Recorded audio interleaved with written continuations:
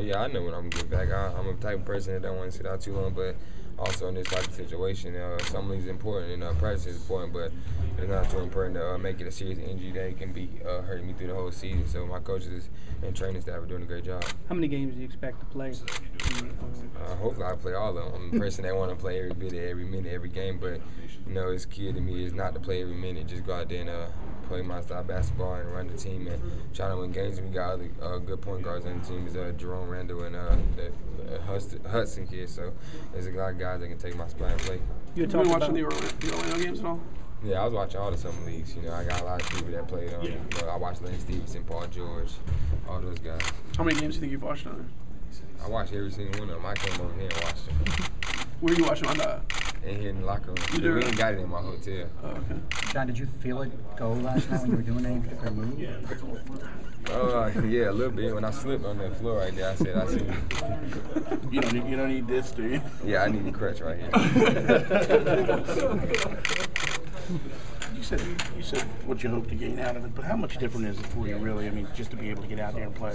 It's a big difference. Basically all I've been doing is working out. Working my jump shot, my ball handling, and the key is getting out here and playing this type of speed. It's a whole different speed. It's 24 seconds, so you going back and forth pretty quickly. So it's important for me to get out there and get in shape and prepare myself for this type of speed. What was it like for you just to get on the court? I know you've been working out, doing your individual work on your jumper, but to actually see it, against a 5-on-5. Oh, it was big. I was so happy. I couldn't even wait to get out there, and then I got tired pretty quick because I told you the speed is different, but the key was just to keep getting better and learning as much as I can. And like you said, the things I've been working on, try to use them in the game, but not also try to use them too much that I don't use what my strength is.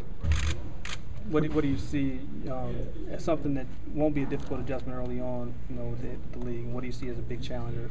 I think the biggest challenge is playing against bigger guys. These guys are big and physical, and basically, like Coach told us, if you open, you gotta shoot it. Because if you don't, that nobody else gonna be open that possession right away. Like in college, if you don't shoot it, you pass up open shot, somebody's still gonna be open. But anyway, these guys are smarter, quicker, longer, and close out right away. So that's gonna be probably one of the toughest things in adjusting to the speed.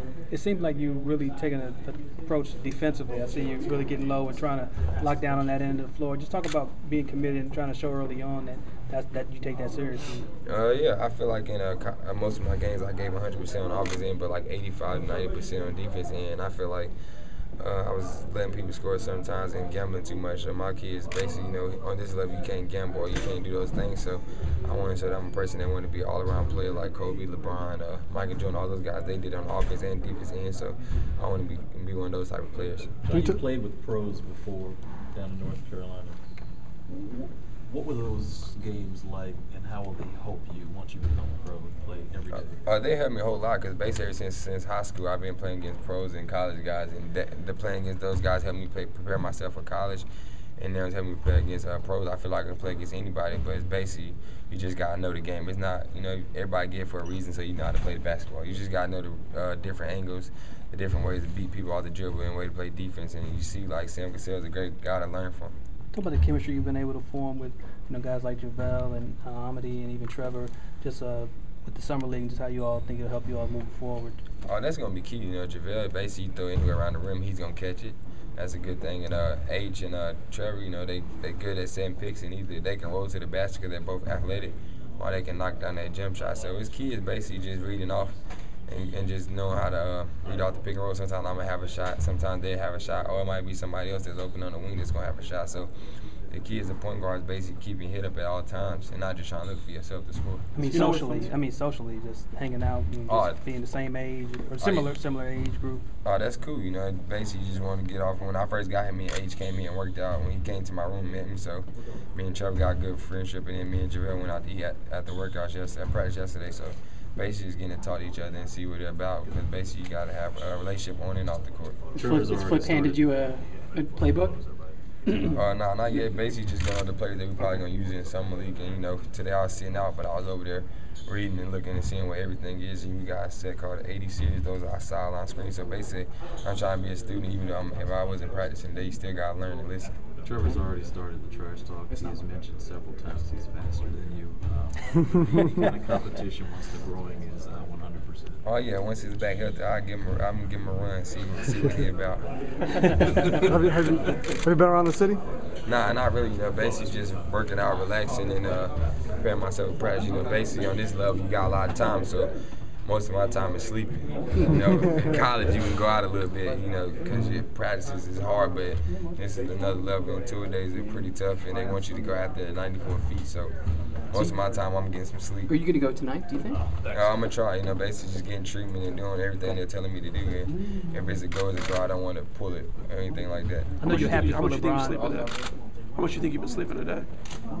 Nah, not too much. I had to get up at 7:30. I had to be over here to get treatment before practice, so I got here on time. So you're taking naps in between? Yeah, I'm not going to take a big boy with nap. I know you were happy for LeBron, you know, as his friend, but now that he's going to be in your division probably for the next 5 years, and you have to face that team with Bosh and Wade and LeBron.